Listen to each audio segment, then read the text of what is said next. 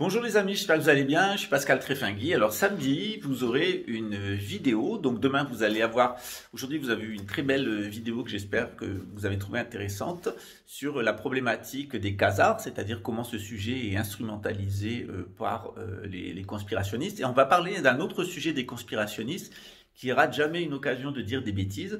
C'est le sujet que nous allons traiter samedi, délire New Age ou frais scientifiques. Alors, vous savez que les New Age et les conspirationnistes vous parlent d'une fameuse médecine quantique qui serait basée sur les ondes. On vous montre qu'il y a des spectres d'ondes, on vous fait peur avec les ondes. Il vous parle aussi des vibrations avec des plaques qui vibrent, avec des sons.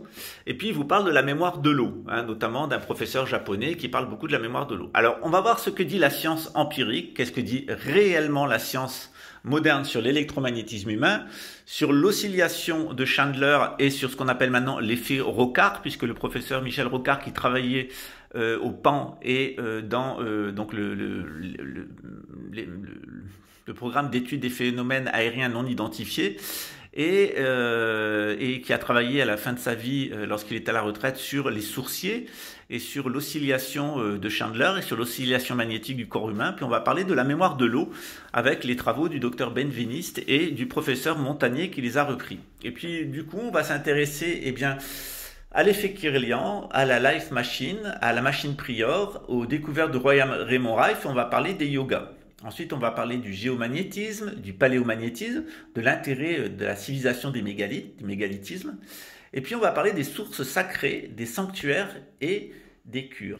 Et vous allez voir que dans ce domaine comme dans d'autres, il y a la tradition qui dit une chose, il y a la science qui dit une chose, et entre les deux, entre les découvertes de la science moderne et la gnose traditionnelle, il y a un espèce de no man's land qui est occupé depuis maintenant plus de 150 ans par le spiritisme, par la théosophie et par l'anthroposophie de Rudolf Steiner, et ce qu'ils disent n'est ni traditionnel, ni moderne, donc scientifique. Donc on est dans un entre-deux qui est une espèce de migou. Alors on va tordre le cou à tout ça.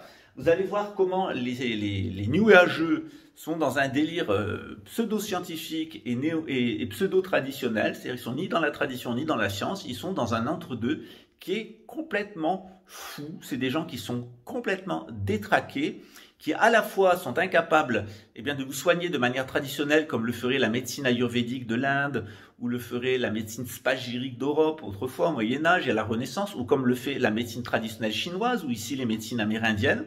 Et en même temps, ils ne sont pas capables de vous soigner selon la science moderne, avec des médicaments, avec des chimiothérapies, des radiothérapies, des opérations, etc., et des médicaments modernes. Donc on est dans un entre-deux, où en règle générale, les gens qui sont là ne tirent bénéfice ni de la science moderne et de la médecine moderne, comme par exemple à Cuba. À Cuba, c'est de la médecine allopathique, elle fonctionne très bien.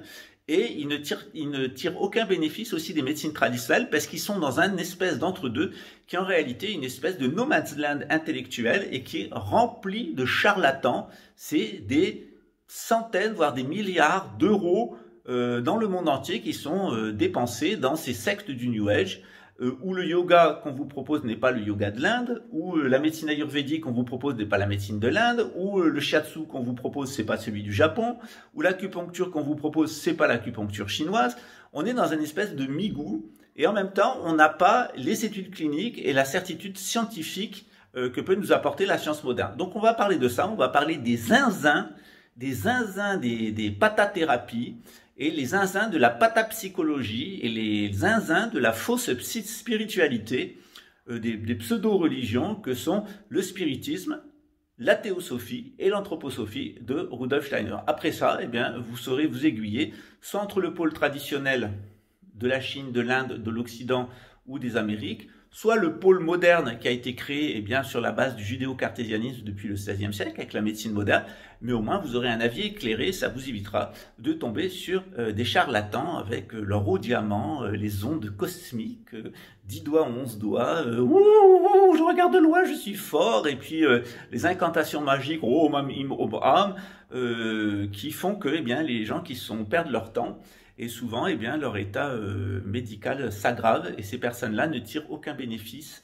Au contraire, elles perdent de l'argent, elles sont escroquées, elles finissent aux urgences des hôpitaux où elles sont obligées d'aller en Inde ou aller en Chine pour se faire véritablement soigner de manière traditionnelle. Voilà pourquoi d'ailleurs Thierry Casanova dit qu'il ne comprend rien à la médecine ayurvédique, qu'il ne comprend rien à l'acupuncture et qu'il ne comprend rien non plus à la science moderne. Il est dans un entre-deux.